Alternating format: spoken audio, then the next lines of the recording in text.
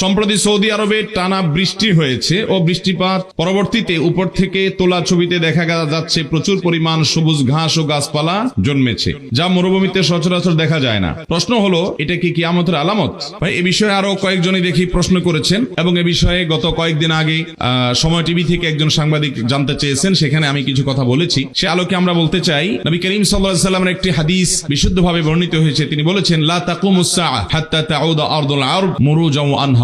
ততক্ষণ পর্যন্ত পৃথিবীতে কিয়ামত হবে না যতক্ষণ পর্যন্ত মরুভূমি যেখানে সবুজ শ্যামল ফসল, ফল, ঘাস ইত্যাদি উৎপন্ন হয় না, সেখানে ফসল উৎপাদন হবে, বৃষ্টি বাদল হয়ে পানি ব্যাপকভাবে পাওয়া যাবে এবং সেখানে আপনার নহর, প্রসবন, ধারা, ঝর্ণা, ড্রেন বৃষ্টির পানিতে প্রবাহিত হতে থাকবে। অর্থাৎ নদীমাতৃক দেশ, আমাদের দেশে যেরকম সর্বত্র আমরা খাল, বিল, নদী, নালায় পানি পাই, মরুভূমির লোকেরা সেটা পায় না, কিন্তু সেখানে সেগুলো হবে।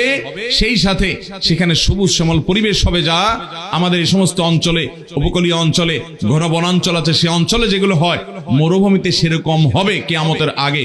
নবী করিম সাল্লাল্লাহু আলাইহি ওয়াসাল্লাম এটি বলে গেছেন। এটি তার অলৌকিকত্ব। তার এই হাদিসকে শত শত এই হাজার বছর পর্যন্ত পৃথিবীর মানুষ বুঝতে পারেনি, এখন আমাদের বোঝার মতো সুযোগ তৈরি হচ্ছে। শত শত হাজার বছর পর্যন্ত এরকম হয়নি, এখন আস্তে আস্তে হচ্ছে।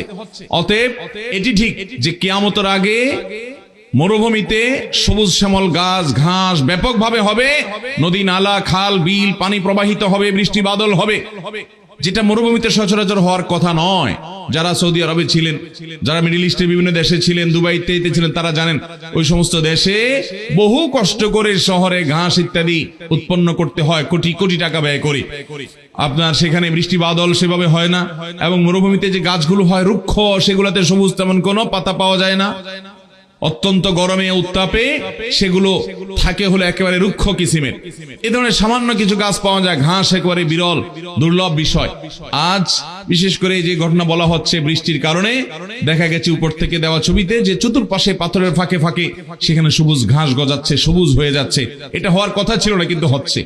এখন এই ঘটনা নির্দিষ্ট করে এটাই কি কিয়ামতের আলামত, নাকি এটা আরো সামনে আরো বাড়বে সেটা কিয়ামতের আলামত হবে, সেটা আল্লাহ তাআলা ভালো জানেন। আমরা নির্দিষ্ট এই ঘটনাকেই কিয়ামতের আলামত হাদিসে বলা হয়েছে সেরকমটি আমরা ফিক্স করব না, কারণ আমরা জানি না সেটা।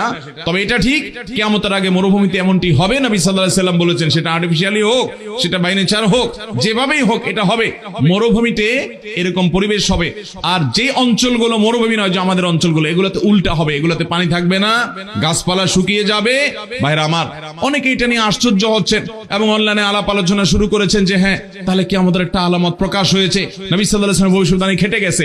ভাইরা আমার, কিয়ামতের 141টা আলামত ছোট্ট একটা চটি বই আমি সংকলন করেছিলাম। এটি মূলত ডক্টর মোহাম্মদ আল আরিফি, সৌদি আরবের একজন বড় আলেম দ্বীন, তার একটি বই থেকে সংকলন করা, আশরাতুস সাআ নামক একটা বই। সেখানে তিনি কিয়ামতের 141টা আলামত উল্লেখ করেছেন কোরআন এবং হাদিস থেকে।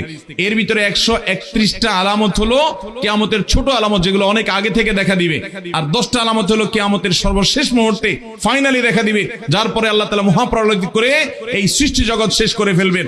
প্রত্যেক ঈমানদারকে বিশ্বাস করতে হবে যে আমাদের সবাইকে কিয়ামতে দাঁড়াতে হবে, তার আগে মহাপ্রলয় হবে, সব শেষ হবে, তুলার মতো উঠতে থাকবে।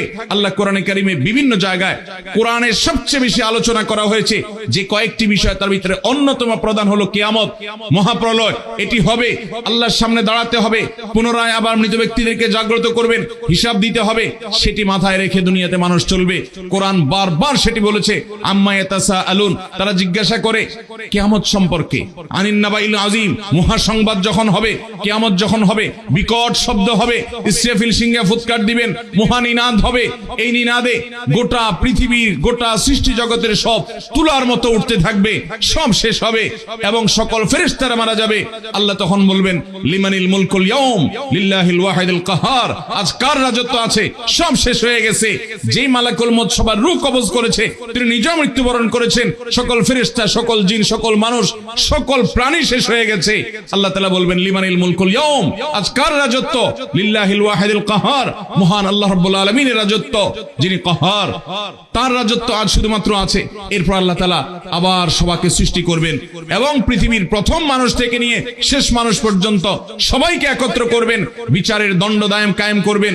এরপর আল্লাহ তাআলা সৎকর্মশীলদেরকে জান্নাত দিবেন, অসৎকর্মশীলদেরকে জাহান্নাম দিবেন। কিয়ামতের প্রতি ঈমান, এটি একজন মানুষকে আল্লাহমুখী করে, আল্লাহ ভীরু করে। ঈমানদারের ঈমান পূর্ণাঙ্গই হবে না যদি সে কিয়ামতে বিশ্বাস না করে। আখিরাতের প্রতি ঈমান ঈমানের রুকনের মধ্যে গুরুত্বপূর্ণ একটা পার্ট। অতএব এটি কোনো আশ্চর্যের বিষয় নয় যে নবী করিম সাল্লাল্লাহু আলাইহি ওয়াসাল্লামের কথা খেটে গেছে, আরবে মরুভূমিতে বৃষ্টি হয়েছে, সবুজ শ্যামল পরিবেশ দেখা গেছে। ভাইরা আমার, নবী সাল্লাল্লাহু আলাইহি ওয়াসাল্লামের 131টা ভবিষ্যৎবাণী যেগুলো কিয়ামতের আগে হবে বলেছেন তিনি, তার ম্যাক্সিমাম হয়ে গেছে, ম্যাক্সিমাম ঘটে গেছে। তার মধ্যে একটা হলো তিনি বলেছেন ফিল বুনিয়ান, যারা ছাগলের রাখাল, ভালো করে শুনেন, যারা ছাগলের রাখাল এরা পৃথিবীর বড় বড় শহরের বড় বড় দালান কোঠাগুলো তারা নির্মাণ করবে। আজ দেখেন দুবাইতে, সৌদি আরবে, মিডিল ইস্টে যে সমস্ত মানুষরা এক সময় তারা ছাগল চড়াতো মরুভূমিতে, মরুচারী কিছুই ছিল না, পৃথিবীর সবচেয়ে বড় বড় দালানগুলো, সবচেয়ে উঁচু উঁচু বিল্ডিং গুলো এখন সেসব দেশে হচ্ছে কি হচ্ছে না?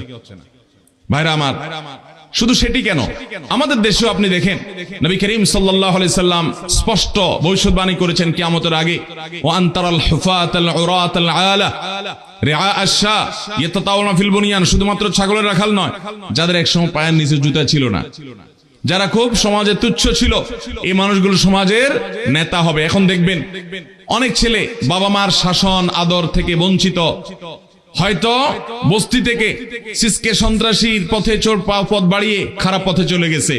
এক সময় সে খুন খারাপি করিডোরে বিভিন্ন রাজনৈতিক দলে যোগ দিয়ে সে বিশাল বড় নেতা হয়ে দেখা যাচ্ছে মন্ত্রী হওয়ার উপক্রম আছে না নাই?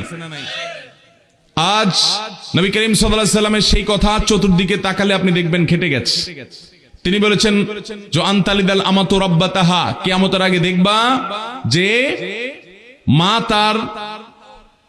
মা তিনি জন্ম দিয়েছেন তার সন্তানকে, অথচ সন্তান মায়ের সাথে প্রভুর মতো আচরণ করছে, মাকে কাজের বুয়া লোকের মতো, কৃতদাসীর মতো আচরণ করছে। তার মানে দাসী তার সন্তানকে জন্ম দিবে, দাসী সন্তান জন্ম দিবে, যাকে জন্ম দিবে সে মালিক হবে। এর একটা ব্যাখ্যা এটাও যে সন্তান মায়ের সাথে দাসী সুলভ আচরণ করবে, নিজেকে মালিক ভাব নিয়ে চলবে। আজকে সমাজে হয়ে গেছে কি যায় নাই? অথচ আজ থেকে 20 বছর আগেও, 30 বছর আগেও, 25 বছর আগেও যারা সিনিয়র আছেন, বয়সে বেশি আছেন, তারা আশেপাশে লক্ষ্য করলে এরকম দৃশ্য দেখেন নাই যে সন্তান ছেলে মায়ের সাথে এরকম আচরণ করে, অথচ এরকম আজ অহরহ হয়ে যাচ্ছে। নবী করিম সাল্লাল্লাহু আলাইহি সাল্লাম যেসব ভবিষ্যৎবাণী করেছেন, এইসব ভবিষ্যৎবাণীগুলো নিয়ে ওই আরশাদুস সাআ বইটা যদি আপনি, বাংলা অনুবাদ হয়ে গেছে, যদি আপনি কিনেন তাহলে আপনি অবাক হবেন। নেহায়াতুল আলমের একটা বই আছে, যদি কিনেন তা দেখবেন যে নবী সাল্লাল্লাহু আলাইহি সাল্লামের 131টা কিয়ামতের আগে ঘটে যাওয়া ভবিষ্যৎবাণী, কিয়ামতের পূর্বাভাস, লক্ষণ, এর বেশিরভাগ খেটে গেছে, হয়তো কিছু বড় বড় বাকি আছে। এখন কিয়ামত কবে হবে এটা আল্লাহ তাআলা ভালো জানেন, সেটা 200 বছর পরে হতে পারে, 2000 বছর পরে হতে পারে।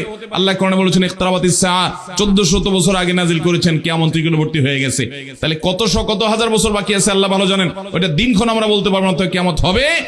আর আরবে মরুভূমিতে সবুজ শ্যামল পরিবেশ হবে, ঘাস হবে, নহর হবে, নদী নালা হবে, এই বিষয়ে নবী সাল্লাল্লাহু আলাইহি ওয়াসাল্লাম ভবিষ্যদ্বাণী করেছেন, সেটি হবে। এখন সম্প্রতি যে বৃষ্টি এবং সবুজ শ্যামল পরিবেশ দেখা দিয়েছে, এটাই কি নবী সাল্লাল্লাহু আলাইহি ওয়াসাল্লাম বুঝিয়েছেন কিনা সেটি নির্দিষ্ট করার, সেটি ফিক্স করে বলার ইখতিয়ার আমাদের নাই। আমরা শুধুমাত্র মূল বিষয়টার প্রতি বিশ্বাস রাখবো। আল্লাহ তাআলা আমাদের সবাইকে কিয়ামতের জন্য প্রস্তুতি গ্রহণ করার তৌফিক দান করুন। বহু মানুষ আজ দেখবেন কিয়ামত কবে হবে, কবে ইমাম মাহদি আসবে, কবে অমুক আসবে, এগুলো নিয়ে ঘাটাঘাটিতে অতি ব্যস্ত থাকেন। অবশ্যই এগুলো নিয়ে আমাদের জানতে হবে, কিন্তু অতি ব্যস্ত থাকা যাবে না। এক সাহাবী বলছে, ইয়া রাসূলুল্লাহ, কিয়ামত কখন হবে? মাতাস সাআ। নবীজি বলছেন, কিয়ামত কবে হবে, তুমি কিয়ামতের জন্য কি প্রস্তুতি নিয়েছো সেটা বলো। তখন তিনি বলেন, ইয়া রাসূলুল্লাহ, আমি আপনাকে ভালোবাসি, এছাড়া আর কোনো আমল আমার নাই, প্রস্তুতি নাই। নবী সাল্লাল্লাহু আলাইহি ওয়াসাল্লাম বলেছেন, তুমি যাকে ভালোবাসো তার সাথে তোমার কিয়ামতে থাকা হবে। এজন্য ভাইরা, আমরা কিয়ামতের জন্য প্রস্তুতি নিব, ভালো মানুষ হব, আল্লাহর প্রিয় বান্দা হব, হারামকে ত্যাগ করব। আল্লাহ আমাদের তৌফিক দান করুন।